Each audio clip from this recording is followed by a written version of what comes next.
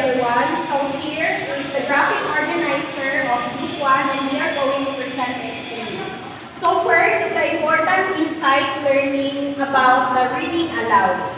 So reading aloud enhances students' ability to appreciate how a story written through its literary patterns and style. Of course, the teacher is going to read the story to the students. So when a teacher is going to read a story to a students, they are able to understand more the story rather than just reading it. So reading aloud gives more understanding to students. Next is reading aloud is a great way for the teacher to establish an intimate relationship with his or her students. So when a teacher is teaching a story or telling a story to a student, of course, he or she is able to have a connection with his or her students because the teacher is going to ask the students about their insights about the story. So reading aloud helps the teacher and the students to have a communication with each other. Next is reading aloud helps students to see and experience the proper books reading and handling concepts. So the way that the teacher tells the story, it will discuss the different experience in that particular concept of the book. Next is reading aloud gives students opportunity to comprehend each of the reading materials and learn new vocabularies.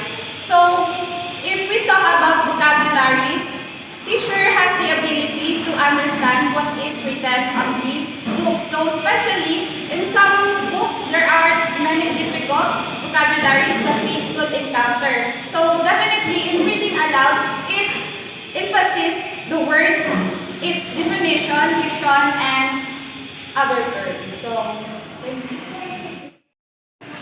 So now let us proceed to the spaces created by reading aloud to children.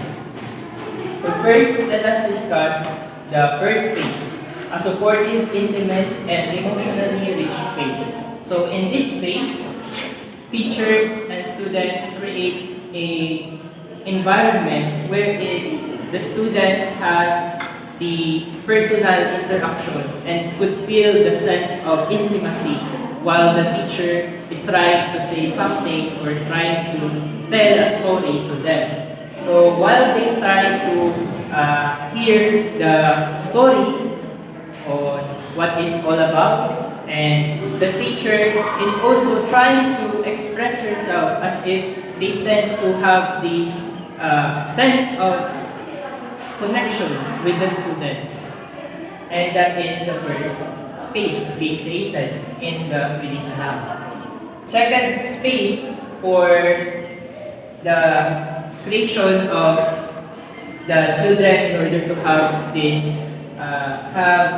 kind of sense of participation is the space for play, spontaneity, and creativity.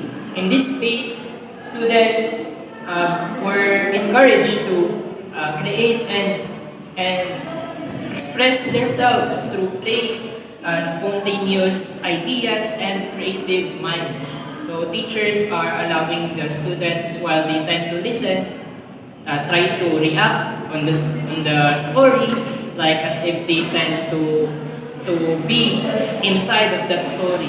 So that is what the teacher is trying to do for them. Next space is the space for imagining, speculating, critiquing, and reflecting. Of course, in the process of reading aloud, teacher is trying to get the attention of the students. And by that sense, the teacher is trying to make something, an insight in the minds of the children. And of course, the children are expected to respond or to speculate on something, on what will happen on the story. For example, a teacher will say, okay, class, what do you think will happen in the next page? So the teacher will let the students to speak.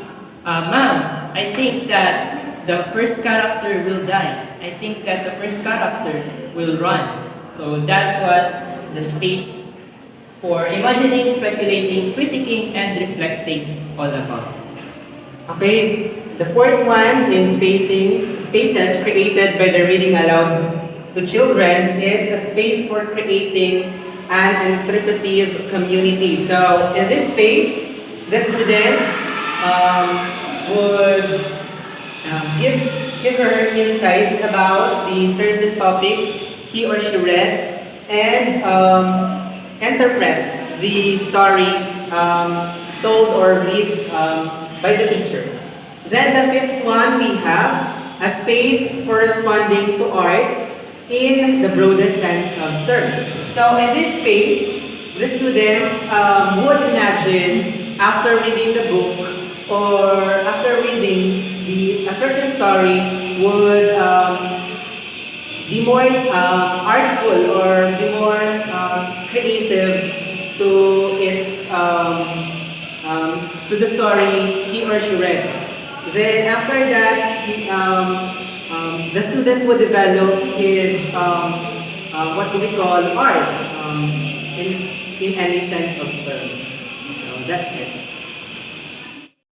So let's proceed to the differences between. Reading aloud and dialogic stance. So in dialogic stance, in this strategy, it emphasizes the sense of a teacher and student's discourse about a certain literary book.